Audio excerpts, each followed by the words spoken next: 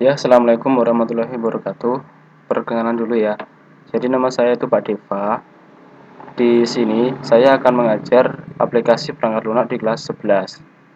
Jadi di kelas 11 itu ada mata pelajaran baru yaitu aplikasi perangkat lunak. Nanti saya bersama Pak Haji akan mengajar aplikasi perangkat lunak. Materi yang pertama adalah jenis-jenis perangkat lunak. Tujuan pembelajaran itu bisa dibaca sendiri ya. Jadi yang pertama memahami jenis-jenis perangkat lunak. Yang penting itu. Nah, ini ada beberapa jenis-jenis perangkat lunak.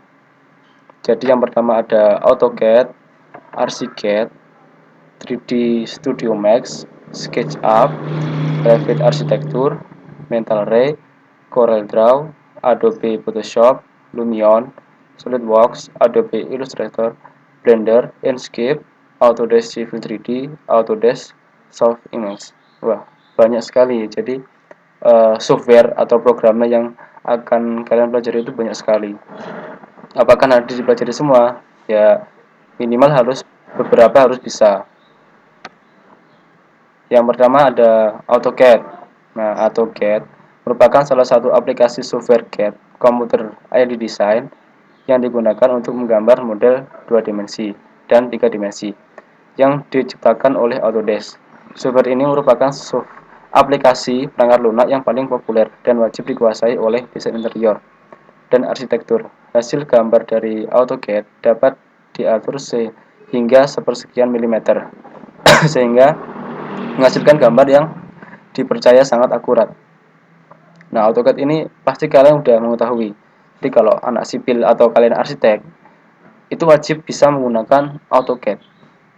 Karena kalian sebagai nanti tukang gambar atau drafter, gambarnya itu di AutoCAD, gambar 2 dimensinya. Jadi wajib bisa menggunakan AutoCAD.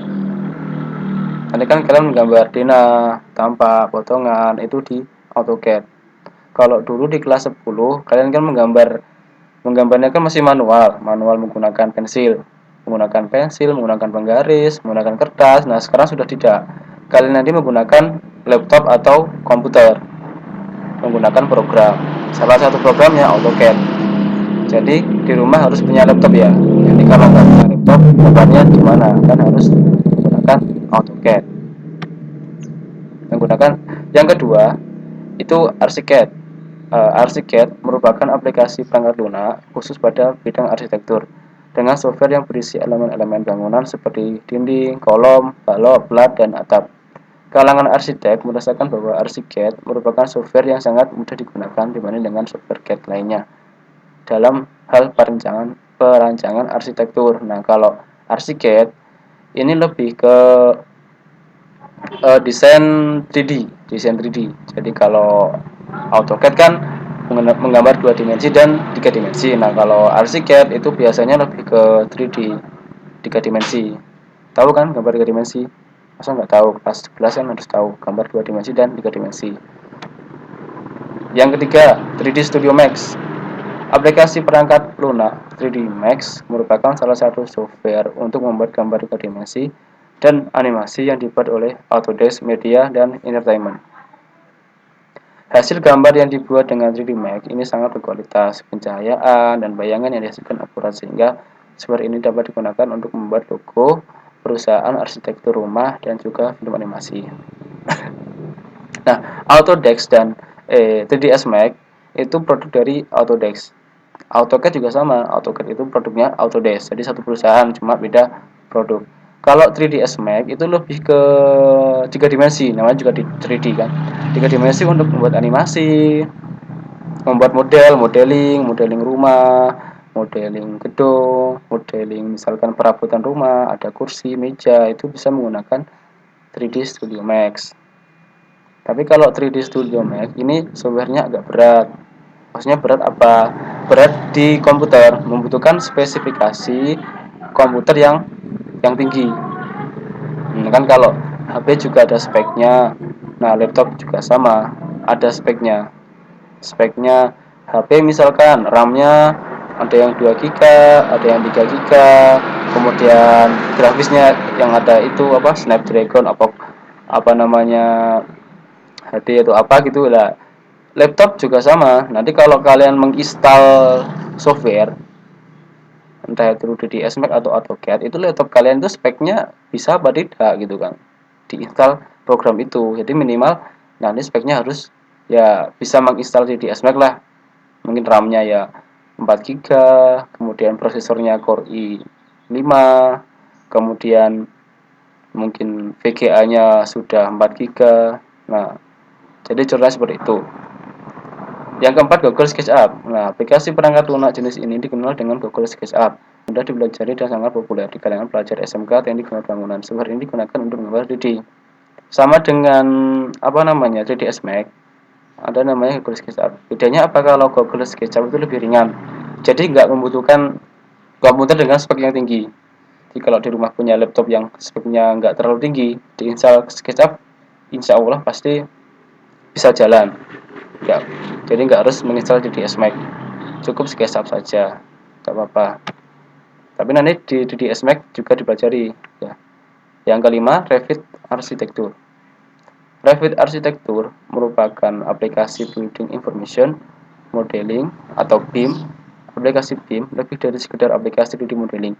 Aplikasi ini dapat digunakan untuk menggambar 2D dan 3 dimensi. Berbeda dengan AutoCAD yang merupakan aplikasi CAD untuk umum, software ini dibuat khusus untuk para desainer dan arsitektur. Nah, kemudian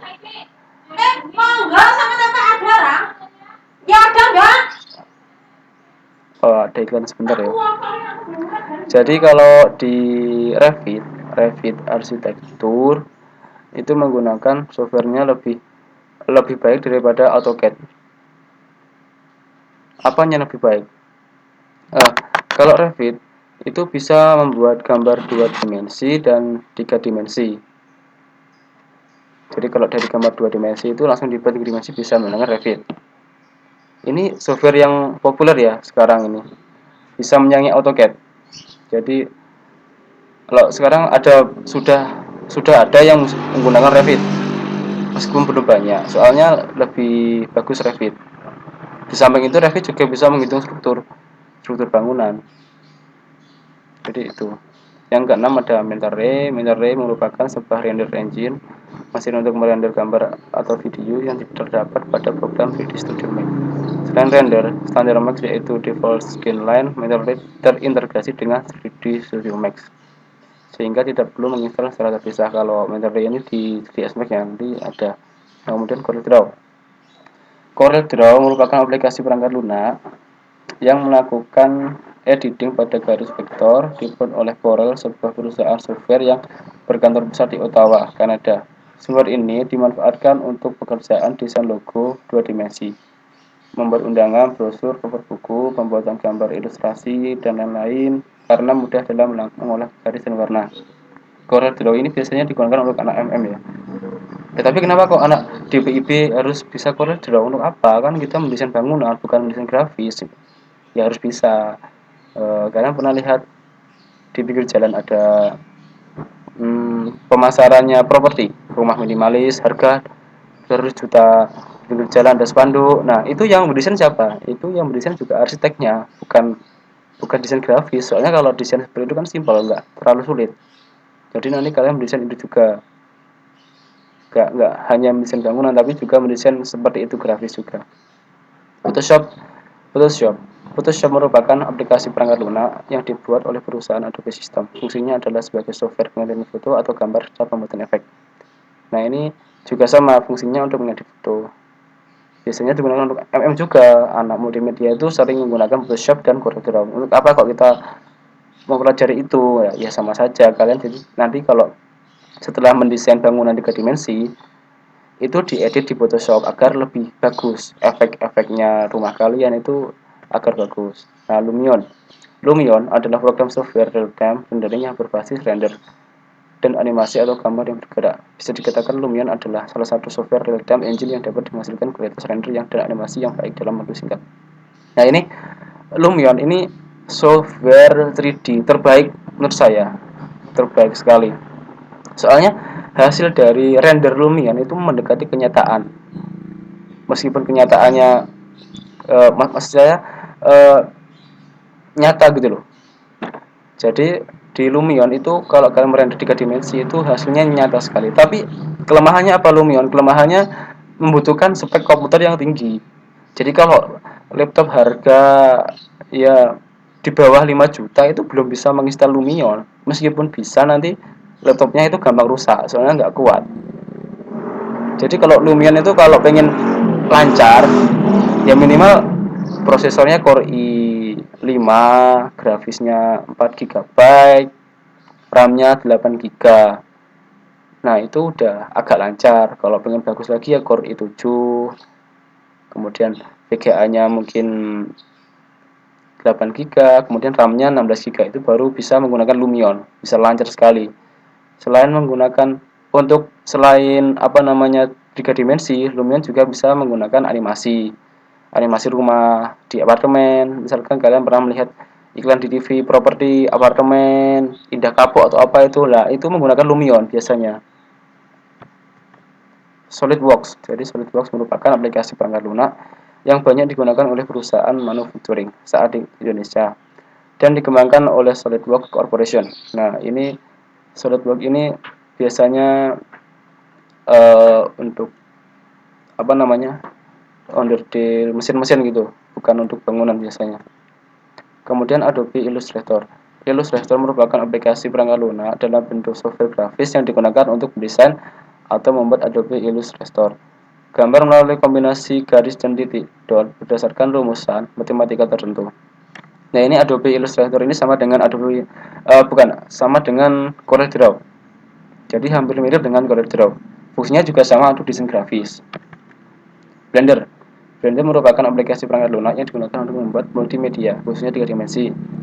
Nah, ini kalau Blender ini juga untuk animasi tapi agak ringan. Biasanya multimedia, tetangga kita multimedia itu menggunakan Blender. Soalnya tidak membutuhkan spek komputer yang tinggi.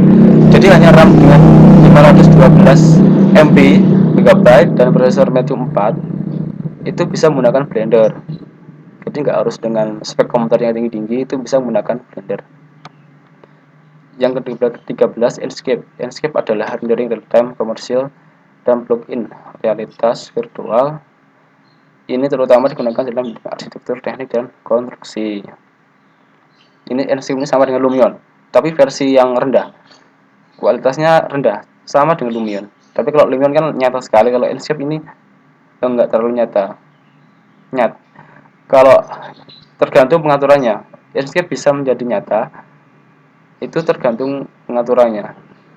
Kelihatan bangunannya nyata. Yang ke-14, microsession.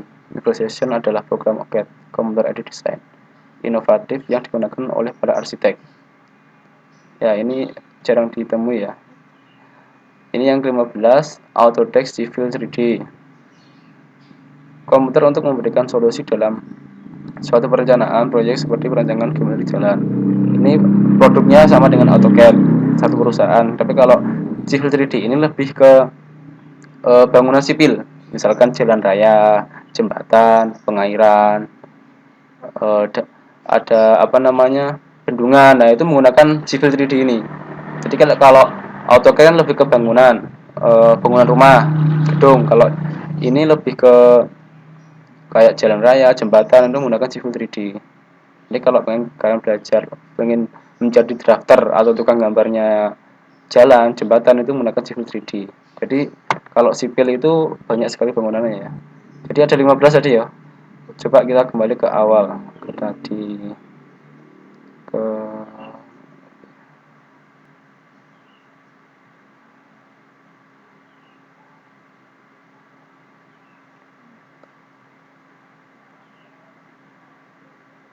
sama sekali ya. Nah, ini tadi ya. Jadi ada 15 perangkat lunak ini. Yang penting apa kalau menurut saya? Yang wajib bisa itu pertama ini AutoCAD. Ini kalian wajib bisa. Kemudian SketchUp, CorelDRAW, Photoshop. Sudah minimal 4 ini. Kalau misalkan ada lagi kalian ingin belajar ini 3D Studio Max, kemudian ada Lumion. atau Adobe Illustrator atau Inkscape. Nah, ini ada 1, 2, 3, 4.